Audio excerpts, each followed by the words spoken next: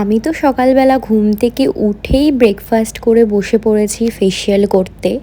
কারণ বাড়িতে সামনেই একটা অনুষ্ঠান আছে, সবটাই তোমরা জানতে পারবে।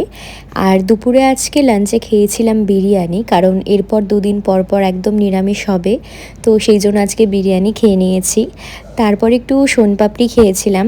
আর বিকেলের দিকে বেরিয়ে একটুখানি গেছিলাম বাজারের দিকে, কারণ আমার অনেক দিন ধরে খুব পান খেতে ইচ্ছে করছিল। তো পানটা নিয়েই আবার বেরিয়ে পড়েছি পানের দোকান থেকে।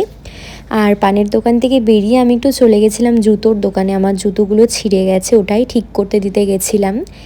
আর জুতোর দোকান থেকে আমি বেরিয়ে চলে এসেছিলাম মৌরবাজারে।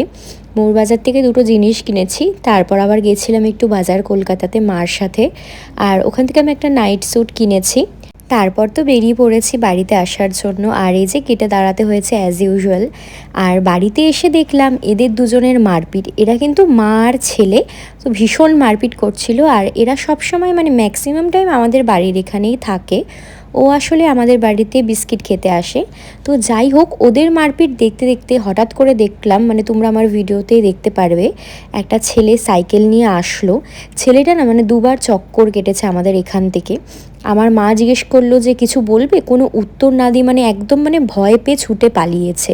বুঝতে পারলাম না ব্যাপারটা কি। আমার যতদূর মনে হয় বাড়িতে প্যান্ডেল দেখেছে, ভেবেছে হয়তো চোর। তো যাই হোক, তারপর তো আমরা একটুখানি সবাই মিলে আড্ডা মেরে ঘরে চলে আসলাম। আর আমি এই দুটো জিনিস কিনে এনেছিলাম মৌরবাজার থেকে। তারপর তো আজকে আমরা রাতে খেয়েছি পান্তা ভাত, আর মা তো বেশ বড়াও ভেজে দিয়েছিল। আর এই পানটা তো আমি বাজার থেকে নিয়ে এসেছিলাম, তো সেটাই খেলাম। আর আমি তো এসি চালিয়ে দিয়েছি, কারণ দুদিন ধরে যা গরম পড়ছে এসি ছাড়া একদমই থাকা যাচ্ছে না।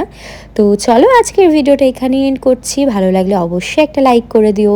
আর বাড়িতে কি অনুষ্ঠান সামনে সেটা কিন্তু তোমরা আমার পরের ভিডিওগুলোতে জানতে পারবে।